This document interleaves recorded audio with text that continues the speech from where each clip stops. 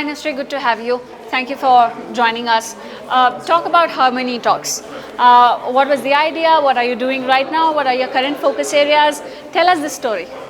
So I'm an ex-banker and HerMoneyTalks, as the name says, it's a financial platform for women.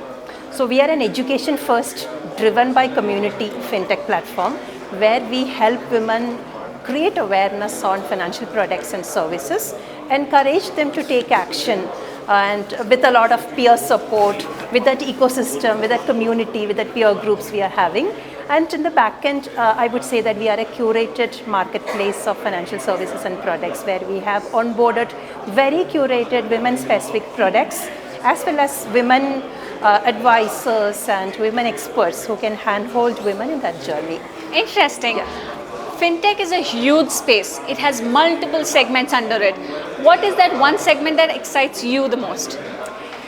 That one segment which excites me is that one is AI in credit. Second is it's something called behavioral finance, because I would say AI is playing everywhere, but gender analysis or that gender in finance or the difference of how men and women behave in terms of money, that is not something much talked about, but I feel there is a huge gap, there is a need.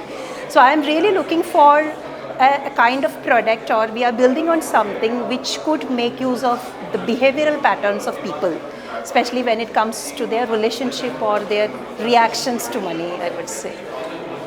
What I could understand from this is you are more encouraging that we make very curated, very demand-specific platforms or offerings for different genders. Now, given you have worked closely with women in fintech or maybe other areas as well, what have you observed so far? How different women behave with finance? See, men and women are two different breeds. Like, we differently behave when it comes to everything.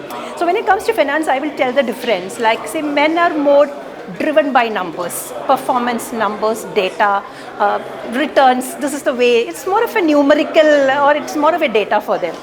For women, it's more emotionally connected, because we women used to think, okay, I want to buy a house. That shows financial security for them. When it comes to their kids, women are more like caregivers, no? So they always think in terms of their family, like taking care of my kids' future, kids' marriage. So it's more of an emotional relationship women have with their money. And that's exactly we are trying to solve, the difference between how men and women behave when it comes to their finances. Very interesting. I mean, this is a realistic view we get to hear from you.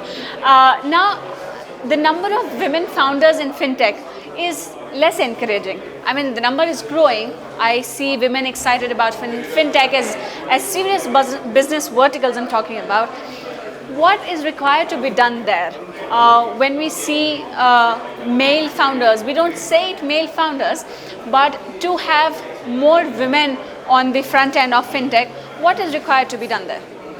I would say this is a wonderful initiative by Business World to have a women-only panel, because that's encouraging. Usually, I would say if it was 3 years back, if there is a fintech event happening, will be a male-dominated, because the panel is full of men.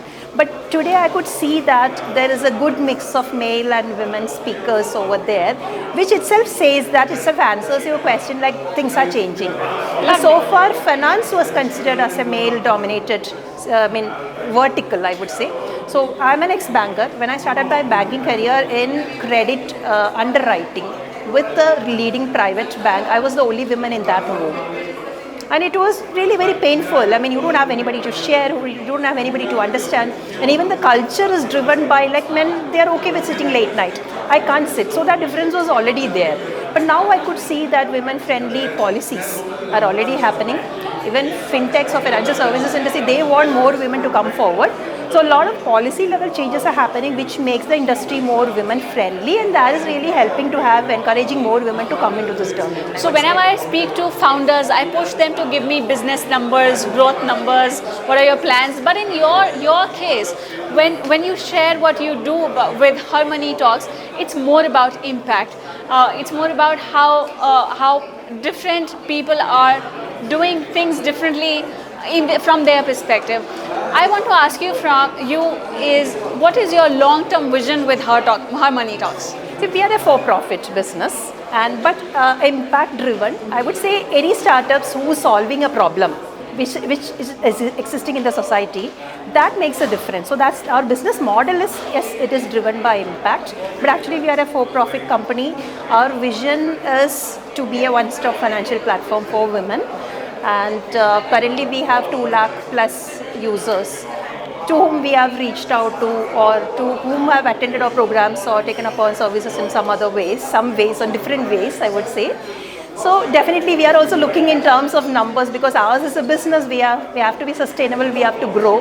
And like any other founders, like you mentioned, like male founders or like anybody else, we also have too ambitious numbers, vision, milestones, plans, everything. So what's your next big milestone?